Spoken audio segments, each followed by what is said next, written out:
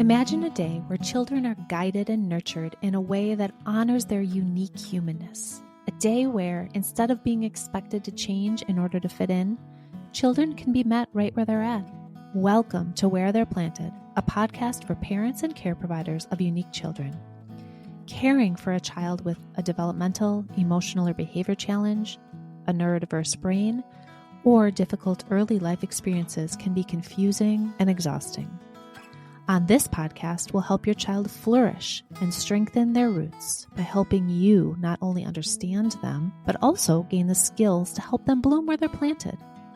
We'll use brain science, nervous system tools, collaborative strategy sessions, and a deep understanding of the developmental process to create a fertile environment around your child in order to nurture their growth.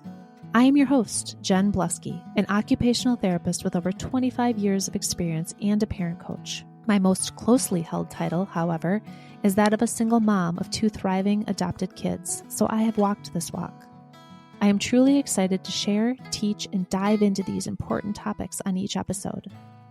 Hello, parents. I'm Jen, the founder of Thriving Parents Collective, and I want to take a moment to speak to you directly from the heart. As a parent myself, I understand the joys and struggles that come with raising kids in today's fast-paced world. When I started this journey, I felt overwhelmed and very unsure. I realized that we all need a little support and guidance along the way. That's why I created Thriving Parents Collective, because I believe that every parent deserves to feel empowered and confident in their parenting journey. Our personalized coaching and courses are designed to meet you exactly where you're at.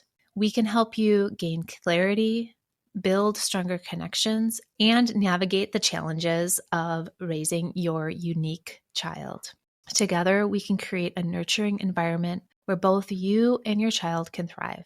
If you're ready to take the first step towards a more fulfilling parenting experience, I invite you to visit us at thrivingparentscollective.com and schedule your free discovery call. Let's embark on this journey together. Welcome back to Where They're Planted. Before we get started today, I have a big announcement. Our parent-focused company, Thriving Parents Collective, has added a free offering. We know the power of parenting our unique kids and meeting them exactly where they are at. If you are listening and are ready to dive a bit deeper, but aren't yet ready for one-on-one coaching, our Thrive webinar is for you. Come develop a deeper understanding of the nuances of parenting your child and walk away with a few strategies to help support your relationship with your child right now. If you are interested in this free offering, check out the link in the show notes below. And now we're going to get on to today's topic. We often talk about ways to support your relationship with your child and work to increase your understanding of ways to support your child. One thing that comes up with many of the parents I work with, these are parents who are very invested, attuned, and strong advocates for their children, is that challenge of working with the support system in their lives to understand their child and to honor their parenting. This is a sticky subject that is just so layered and often brings up a lot of our own work as adults, especially if that support system you are needing help with is your family of origin, your parents, your siblings. Know that I don't have any specific answers for the questions of how to get our family, our friends, our community to understand your child and honor the ways that you are parenting them. But I do know that settling into deep understanding of your child, as well as the values that you bring to parenting, is the first step to this. So let's spend some time today walking through this discovery together. First, I want to think about some of the messages that we may get from others as we are on our parenting journey. Things like, when I had you kids, I didn't allow them to eat before meals. Or, if you just disciplined them more, you would have an easier time. Or with babies, you just have to let them cry it out.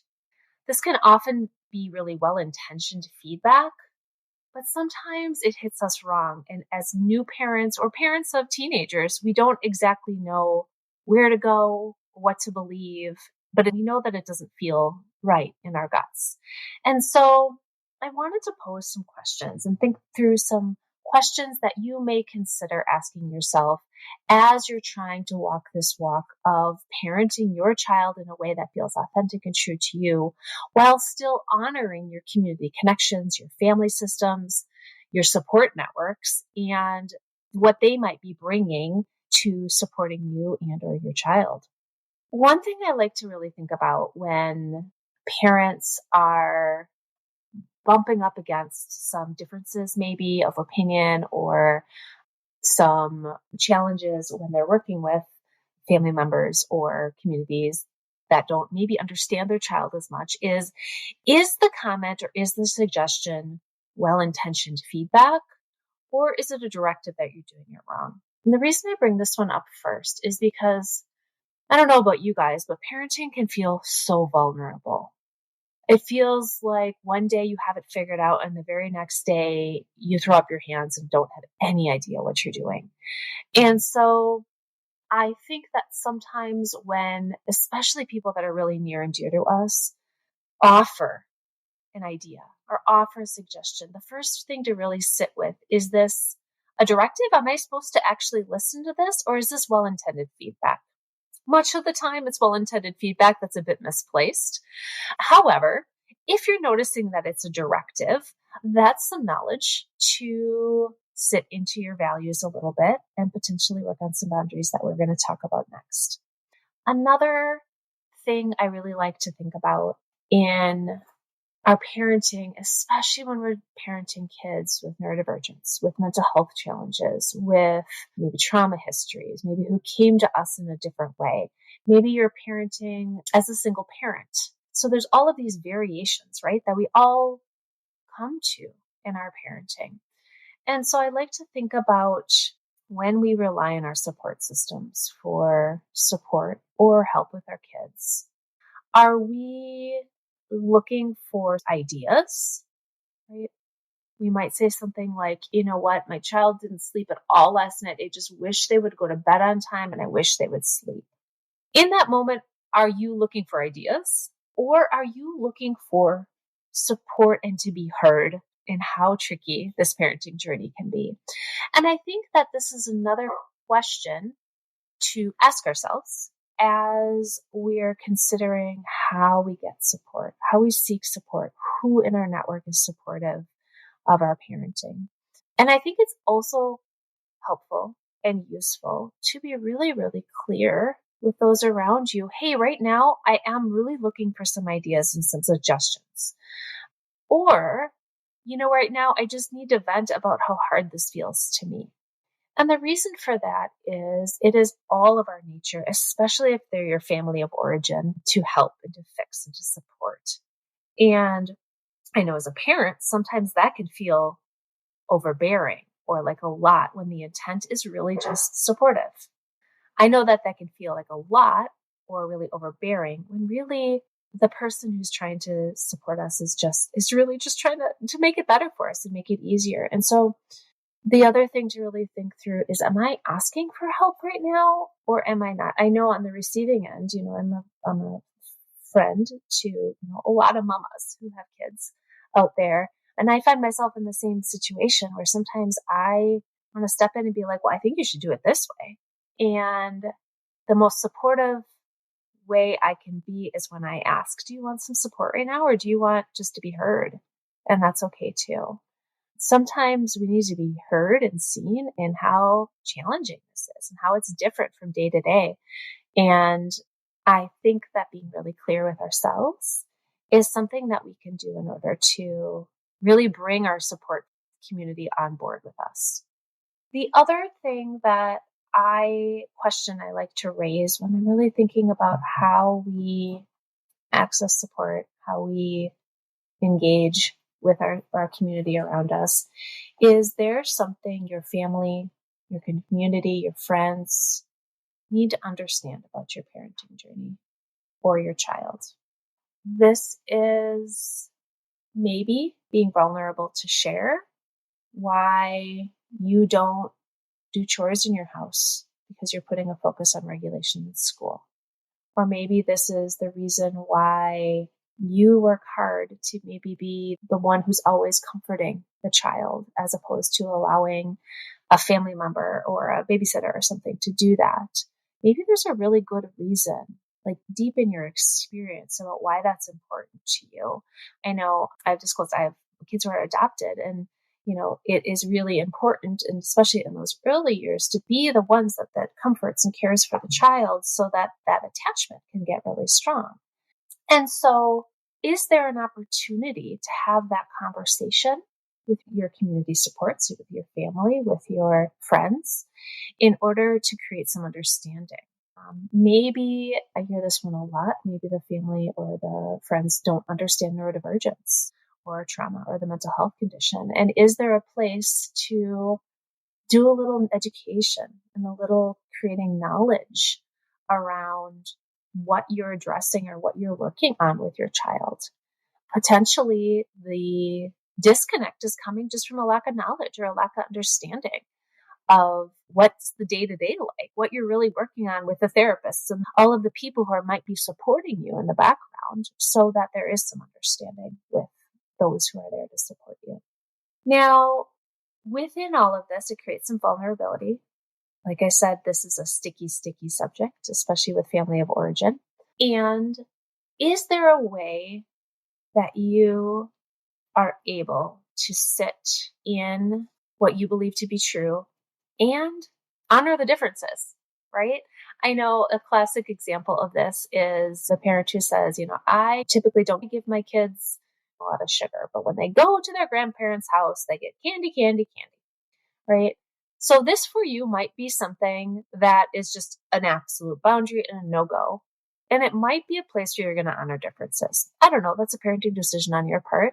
But is there a way, is there a place where you can honor the differences and still feel as though your parenting values are leading with your child? The other thing I really like to think about, and I remember I work a lot of parents through this, is there a place to sit with suggestions that are given to you and decide if you want to try them on, right? I think it's a vulnerable place as a parent to be told that there's a better way or a different way to do something. I know just in my parent coaching work, how vulnerable that feels. And I don't have sort of like a personal close connection with the folks I'm doing one-on-one coaching with in the way that that we're together at birthday parties and at family events together. And so I can imagine that those suggestions might feel incredibly vulnerable. And so I do believe a question to ask yourself is there a place for me do I want to sit with some suggestions? It's just feeling a little close and I just need a little time to decide if I want them. And within all of these questions, what it really comes back to is this is where we sit really firmly in our parenting values. And if you missed it, I did an episode on values. It was episode 25. If you want to go give it a listen. But our parenting values are really, in a nutshell, the 3 to 5 values that we hold most strongly in our parenting, things that we use in order to guide our parenting, and the things that we hope we are instilling in our children. When you really break it down, there's usually just a couple top that really rise to the surface of the way we really guide our parenting and the way we really guide our own lives. And when we're in connection with our support network around us, or our children's support network, it's really considering where it's sitting in your values so you can decipher some of these questions that I'm asking. Do I need to hold both things true? Am I really asking for support right now, or am I just asking for it to be heard? Is it acceptable to honor the differences for me, or is it something that doesn't feel right? Do I need to just do a little training about where I'm at right now? Sitting in those values will give you that sense of where you come from.